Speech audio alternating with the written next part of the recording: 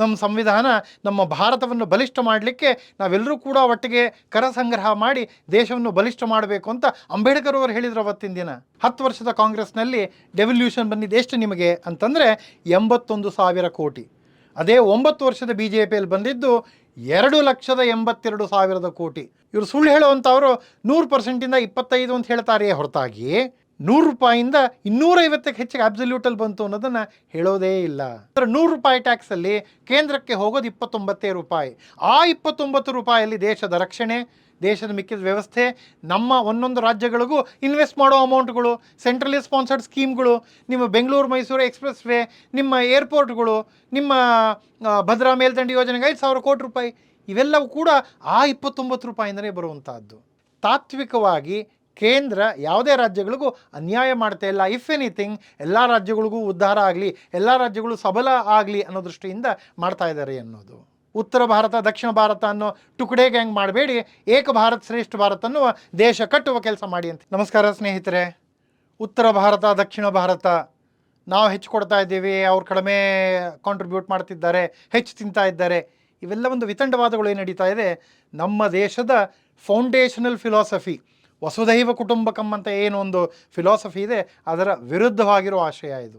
ಬಸವಣ್ಣನವರು ಏನು ಹೇಳಿದ್ರು, ಇವನಮ್ಮವ ಇವನಮ್ಮವ ಇವನಮ್ಮವ ಅಂತ ಅದಕ್ಕೆ ವಿರುದ್ಧವಾಗಿ ಮಾತನಾಡೋ ಒಂದು ಮಾತು. ಅದಕ್ಕಿಂತ ಹೆಚ್ಚಾಗಿ ಫಿಲಸಾಫಿಕಲ್ ಜೊತೆಗೆ ಸಂವಿಧಾನ ಏನು ಹೇಳುತ್ತೆ, ನಮ್ಮ ಸಂವಿಧಾನ ನಮ್ಮ ಭಾರತವನ್ನು ಬಲಿಷ್ಠ ಮಾಡಲಿಕ್ಕೆ ನಾವೆಲ್ಲರೂ ಕೂಡ ಒಟ್ಟಿಗೆ ಕರ ಸಂಗ್ರಹ ಮಾಡಿ ದೇಶವನ್ನು ಬಲಿಷ್ಠ ಮಾಡಬೇಕು ಅಂತ ಅಂಬೇಡ್ಕರ್ ಅವರು ಹೇಳಿದರು ಅವತ್ತಿನ ದಿನ. ಆ ಅಂಬೇಡ್ಕರ್ ಅವರು ಹೇಳಿದ ಪ್ರಕ್ರಿಯೆ ಅನುಸಾರವಾಗಿಯೇ ಫೈನಾನ್ಸ್ ಕಮಿಷನ್ ಬಂದಿದ್ದು. ಆ ಫೈನಾನ್ಸ್ ಕಮಿಷನ್ ಕೂಡ ಏನು ಒಂದು ಒಳ್ಳೆ ಫೆಡರಲಿಸಮ್ಗೆ ಉದಾಹರಣೆ ಅಂತಂದರೆ ಕೇಂದ್ರ ರಾಜ್ಯ ಎರಡೂ ಒಟ್ಟಿಗೆ ಕೈ ಜೋಡಿಸಿ ಕೆಲಸ ಮಾಡಬೇಕು ಅನ್ನೋ ಒಂದು ಉದಾಹರಣೆಯಲ್ಲಿ 12 ವರ್ಷಗಳ ಕಾಲ ಮುಖ್ಯಮಂತ್ರಿ ಆಗಿದ್ದ ಮೋದಿಯವರು ಇದನ್ನು ಮೈದಟ್ಟು ಮಾಡಿಕೊಂಡಿರುವ ವ್ಯಕ್ತಿ. ಕಾಂಗ್ರೆಸ್ ಅವರು 32% ಅಷ್ಟೇ ಕೊಡ್ತಾಯಿದ್ರು ಡೆವಲ್ಯೂಷನ್ 14ನೇ ಇಸ್ವಿ ತನಕ. ಮೋದಿಯವರು ಬಂದು 42% ಮಾಡಿದ್ರು ಅದನ್ನು. ಅಂದರೆ ಫೆಡರಲಿಸಮ್ ಬಗ್ಗೆ ಒಂದು ಸಂಪೂರ್ಣವಾಗಿ ಕಮಿಟ್ಮೆಂಟ್ ಇರೋ ವ್ಯಕ್ತಿ ಮಾಡುವಂಥ ಕೆಲಸ ಇದು, ರಾಜ್ಯಗಳಿಗೆ ಹೆಚ್ಚಿನ ಮೊತ್ತವನ್ನು ಕೊಡುವಂಥದ್ದು.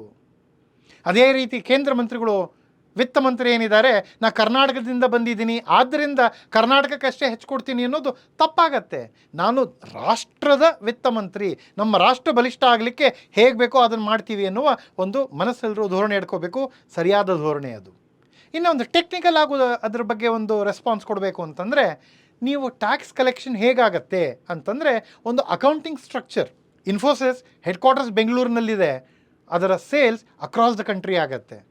ರಾಷ್ಟ್ರಾದ್ಯಂತ ಬೇರೆ ಬೇರೆ ರಾಜ್ಯಗಳಲ್ಲಿ ಆಗುವ ಸೇಲ್ಸ್ ಏನಿದೆ ಅದರ ಟ್ಯಾಕ್ಸನ್ನು ಕರ್ನಾಟಕದ ಮೂಲಕವಾಗಿ ಕೊಡ್ತಾ ಇದ್ದೀವಿ ಅಷ್ಟೇ. ಅದೇ ಲೆಕ್ಕದಲ್ಲಿ ತಮಿಳುನಾಡಿನಲ್ಲಿರೋ ಕಾರ್ ಕಂಪ್ನಿಗಳದು ಅದರ ಕರದಲ್ಲಿ ಸಹಭಾಗ ಯಾರ್ಯಾರ್ದಿದೆ ಅಂತಂದರೆ ಕರ್ನಾಟಕದಿದೆ, ಮಧ್ಯಪ್ರದೇಶದಿದೆ, ಡೆಲ್ಲಿದಿದೆ, ವೆಸ್ಟ್ ಬೆಂಗಾಲ್ದಿದೆ, ರಾಜಸ್ಥಾನದಿದೆ, ದೇಶಾದ್ಯಂತ ಇದೆ. It is just an accounting structure. ಇಲ್ಲಿಂದ ದುಡ್ಡು ಹೋಯಿತು ಅಂತ ಅಷ್ಟೇ ಹೊರತಾಗಿ ಇವ್ರದೇ ದುಡ್ಡು ಹೋಯಿತು ಅನ್ನೋದಲ್ಲ, ಅದು ತಪ್ಪು. ಈ ಟ್ಯಾಕ್ಸ್ಗಳ ಬಗ್ಗೆ ಮಾತನಾಡಬೇಕಾದ್ರೆ ಡೆವಲ್ಯೂಷನ್ ನಾವೆಷ್ಟು ಕೊಟ್ಟಿದ್ದೀವಿ, ಕಾಂಗ್ರೆಸ್ನವ್ರು ಎಷ್ಟು ಕೊಟ್ಟರು ಅನ್ನೋ ಒಂದು ಮಾತನ್ನು ನಿಮ್ಮ ಮುಂದೆ ಇಡಲೇಬೇಕು. 10 ವರ್ಷದ ಕಾಂಗ್ರೆಸ್ನಲ್ಲಿ ಡೆವಲ್ಯೂಷನ್ ಬಂದಿದ್ದು ಎಷ್ಟು ನಿಮಗೆ ಅಂತಂದರೆ 81,000 ಕೋಟಿ. ಅದೇ 9 ವರ್ಷದ BJPಯಲ್ಲಿ ಬಂದಿದ್ದು 2,82,000 ಕೋಟಿ. ಅಂದರೆ ಆಲ್ಮೋಸ್ಟ್ 2 ಲಕ್ಷ ಕೋಟಿ ಹೆಚ್ಚು ಬಂದಂಗೆ ಆಯಿತು ಕೇವಲ ಡೆವಲ್ಯೂಷನ್ನಲ್ಲಿ. ಗ್ರಾಂಟ್ ಇನ್ ಏಡ್ನಲ್ಲಿ ಎಷ್ಟು ಬಂತು ಅಂತಂದರೆ 10 ವರ್ಷದ ಕಾಂಗ್ರೆಸ್ನಲ್ಲಿ ಬಂದಿದ್ದು 60,000 ಕೋಟಿ ಗ್ರಾಂಟ್ ಇನ್ ಏಡ್. BJP ಕೊಟ್ಟಿದ್ದು 9 ವರ್ಷಗಳಲ್ಲಿ 2,08,000 ಕೋಟಿ. ಅಂದರೆ ಗೊತ್ತಾಯ್ತಲ್ಲ ನಿಮಗೆ, ಕೊಟ್ಟಿರೋದ್ರಲ್ಲಿ ಅಮೌಂಟಿನ ಹೆಚ್ಚಿನ ಮೊತ್ತವನ್ನು ಕಾಂಗ್ರೆಸ್ ಕೊಡಲಿಲ್ಲ, BJP ಕೊಡ್ತು ಅಂಥೇಳಿ. ಅಷ್ಟಾದರೂ ಕೂಡ ಒಂದು ಸುಳ್ಳು ಹೇಳ್ಕೊಂಡು ಹೋಗೋದು ಅತ್ಯಂತ ಖಂಡನೀಯ ಅಂತಾಗತ್ತೆ. ಮತ್ತೊಂದು ಮಾತು ಹೇಳಬೇಕು ಅಂತಂದರೆ, ನಮ್ಮ ಗ್ರೋಯಿಂಗ್ ಆಫ್ ದ ಪೈ ಅನ್ನುವ ಆರ್ಗ್ಯುಮೆಂಟ್ ಏನಿದೆ ಅದನ್ನು ಮಾಡ್ತಾ ಹೋಗ್ಬೇಕು. ಸಣ್ಣ ಉದಾಹರಣೆ, 100 ರೂಪಾಯಲ್ಲಿ 100% ನಿಮಗೆ ಅಂತಂದರೆ ಅದರ ಅಬ್ಸಲ್ಯೂಟ್ ಅಮೌಂಟ್ 100 ರೂಪಾಯಿ ಆಯಿತು. ಆದರೆ ಆ 100 ರೂಪಾಯಿನ ನಾವು 1,000 ರೂಪಾಯಿದಷ್ಟು ಮಾಡಿದಾಗ ಅದರಲ್ಲಿ 25% ನಿಂದು ಅಂತಂದರೆ 250 ಆಯಿತು. ಇವರು ಸುಳ್ಳು ಹೇಳುವಂಥವರು 100%ಇಂದ 25 ಅಂತ ಹೇಳ್ತಾರೆಯೇ ಹೊರತಾಗಿ 100 ರೂಪಾಯಿಂದ 250ಕ್ಕೆ ಹೆಚ್ಚಿಗೆ ಅಬ್ಸಲ್ಯೂಟಲ್ಲಿ ಬಂತು ಅನ್ನೋದನ್ನು ಹೇಳೋದೇ ಇಲ್ಲ. ಅದನ್ನು ನಾವು ಮರಿಬಾರ್ದು ಸ್ನೇಹಿತರೆ. ಇನ್ನು GST ಬಗ್ಗೆ ವಿಚಾರ ಮಾಡೋಣ, ಇನ್ನೂ ಹೆಚ್ಚಿನ ಕ್ಲಾರಿಟಿ ಬರುತ್ತೆ. ಇವರುಗಳು ಹೇಳೋ ಸುಳ್ಳನ್ನು ಪರ್ದಾಫಾಶ್ ಮಾಡ್ಬೋದು. ನಾವು 100 ರೂಪಾಯಿಯಷ್ಟು ಟ್ಯಾಕ್ಸ್ ಕೊಟ್ಟರೆ ನಮ್ಗೆ ಕೇವಲ 3% 4% ಬರುತ್ತೆ ಅನ್ನುವ ಒಂದು ವಿತಂಡವಾದ ಏನಿದೆ ಅದನ್ನು ತಪ್ಪು ಅನ್ನೋದನ್ನು ನಿಮ್ಗೆ ತೋರಿಸ್ತೇನೆ. 100 ರೂಪಾಯಿ GST ಒಳಗೆ 50 ರೂಪಾಯಿ ರಾಜ್ಯಕ್ಕೆ ಉಳ್ಕೊಳ್ಳುತ್ತೆ, ಕರ್ನಾಟಕ ರಾಜ್ಯಕ್ಕೆ ಉಳ್ಕೊಳ್ಳುತ್ತೆ. ಇನ್ನು ಮಿಕ್ಕಿದ 50 ರೂಪಾಯಿಯಲ್ಲಿ 42% ಕೇಂದ್ರ ಸರ್ಕಾರ ಎಲ್ಲ ರಾಜ್ಯಗಳಿಗೂ ಸೇರಿ ಅಂತ ಹೇಳಿ ಪೂಲ್ ಅಮೌಂಟಿಗೆ ಹಾಕತ್ತೆ. ಅಂದರೆ 50 ರೂಪಾಯಿ ಕರ್ನಾಟಕಕ್ಕೆ ಉಳಿತು, ಅದರೊಟ್ಟಿಗೆ ಇನ್ನೊಂದು 21 ರೂಪಾಯಿ ಎಲ್ಲ ರಾಜ್ಯಗಳ ಪೂಲಿಗೆ ಬಂತು. ಆ ಎಲ್ಲ ರಾಜ್ಯಗಳ ಪೂಲ್ ಏನಿದೆ ಅದರಲ್ಲಿ ನಿಮಗೊಂದಿಷ್ಟು ಪರ್ಸೆಂಟೇಜು ಫೈನಾನ್ಸ್ ಕಮಿಷನ್ ದ್ವಾರ ನಿರ್ಧಾರವಾಗಿರೋ ಫಾರ್ಮುಲಾ ಪ್ರಕಾರ ಬರುತ್ತೆ. ಅಂದರೆ 100 ರೂಪಾಯಿ ಟ್ಯಾಕ್ಸಲ್ಲಿ ಕೇಂದ್ರಕ್ಕೆ ಹೋಗೋದು 29 ರೂಪಾಯಿ. ಆ 29 ರೂಪಾಯಲ್ಲಿ ದೇಶದ ರಕ್ಷಣೆ, ದೇಶದ ಮಿಕ್ಕಿದ ವ್ಯವಸ್ಥೆ, ನಮ್ಮ ಒಂದೊಂದು ರಾಜ್ಯಗಳಿಗೂ ಇನ್ವೆಸ್ಟ್ ಮಾಡೋ ಅಮೌಂಟ್ಗಳು, ಸೆಂಟ್ರಲಿ ಸ್ಪಾನ್ಸರ್ಡ್ ಸ್ಕೀಮ್ಗಳು, ನಿಮ್ಮ ಬೆಂಗಳೂರು ಮೈಸೂರು ಎಕ್ಸ್ಪ್ರೆಸ್ ವೇ, ನಿಮ್ಮ ಏರ್ಪೋರ್ಟ್ಗಳು, ನಿಮ್ಮ ಭದ್ರಾ ಮೇಲ್ದಂಡೆ ಯೋಜನೆಗೆ 5,000 ಕೋಟಿ ರೂಪಾಯಿ, ಇವೆಲ್ಲವೂ ಕೂಡ ಆ 29 ರೂಪಾಯಿಂದಲೇ ಬರುವಂಥದ್ದು. ಅಂದರೆ ನಿಮ್ಮ ದುಡ್ಡು ನಿಮ್ಮದೇ, ಅದರನ್ನ ಹೆಚ್ಚಿನ ದುಡ್ಡಲ್ಲೂ ಕೂಡ ಕೇಂದ್ರ ರಾಜ್ಯಗಳಿಗೆ ಕೊಡ್ತಾ ಇದೆ. ಅದನ್ನೂ ಒಂದು ಫಾರ್ಮುಲಾ ಡೆಸಿಷನ್ ಮಾಡಿರೋ ಪ್ರಕಾರ. ಇವುಗಳ ಲೆಕ್ಕ ನೋಡಿದಾಗ ನಿಮ್ಗೆ ಗೊತ್ತಾಗತ್ತೆ ತಾತ್ವಿಕವಾಗಿ ಕೇಂದ್ರ ಯಾವುದೇ ರಾಜ್ಯಗಳಿಗೂ ಅನ್ಯಾಯ ಮಾಡ್ತಾ ಇಲ್ಲ. ಇಫ್ ಎನಿಥಿಂಗ್ ಎಲ್ಲ ರಾಜ್ಯಗಳಿಗೂ ಉದ್ಧಾರ ಆಗಲಿ, ಎಲ್ಲ ರಾಜ್ಯಗಳು ಸಬಲ ಆಗಲಿ ಅನ್ನೋ ದೃಷ್ಟಿಯಿಂದ ಮಾಡ್ತಾ ಇದ್ದಾರೆ ಅನ್ನೋದು.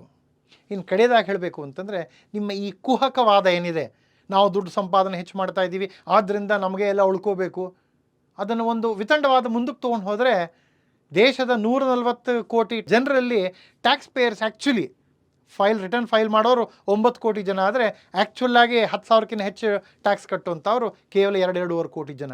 ಅವರೇನು ಅನ್ಬೇಕು ಸ್ವಾಮಿ, ನಾವು ಟ್ಯಾಕ್ಸ್ ಸಂಪಾದನೆ ಮಾಡ್ತಾ ಇದ್ದೀವಿ, ಆ ಟ್ಯಾಕ್ಸ್ ನಮಗೇ ಕೊಡಿ ಅನ್ಲಿಕ್ಕಾಗತ್ತಾ? ಇಲ್ವಲ್ಲ, ಅವ್ರು ಅನ್ನೋದಿಲ್ಲ. ಬೆಂಗಳೂರಿನ ಜನ ಅಂತಾರ ನಾವಷ್ಟೇ ಟ್ಯಾಕ್ಸ್ ಕಲೆಕ್ಟ್ ಮಾಡಿಕೊಡ್ತಾ ಇದ್ದೀವಿ ಕರ್ನಾಟಕಕ್ಕೆ, ಖರ್ಗೆ ಅವರ ಕಲಬುರಗಿಗೆ ಯಾಕೆ ಕೊಡಬೇಕು ಅಂತ ಇದ್ದಾರ ಅಂತ ಇಲ್ವಲ್ಲ.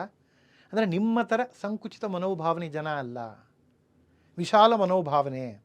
ಅದಕ್ಕಿಂತ ಹೆಚ್ಚಾಗಿ ನಮ್ಮ ಕರ್ತವ್ಯ ಅನ್ನೋ ಮಾತನ್ನು ಹೇಳ್ತೀನಿ. ಯಾತಕ್ಕೆ ಅಂತಂದರೆ, ಕಡಿಮೆ ಮುಂದುವರಿದ ರಾಜ್ಯಗಳು ಯಾವ್ಯಾವಿವೆ, ನೀವು ಬಿಹಾರ ಇರ್ಬೋದು, ಜಾರ್ಖಂಡ್ ಇರ್ಬೋದು, ವೆಸ್ಟ್ ಬೆಂಗಾಲ್ ಇರ್ಬೋದು, ಒರಿಸ್ಸಾದಿರ್ಬೋದು, ಅತ್ಯಂತ ಬಡ ಜನ ಯಾರು ಅಂತಂದರೆ ಅಲ್ಲಿಯ 85-90% SC ST OBC ಸಮುದಾಯದವರು.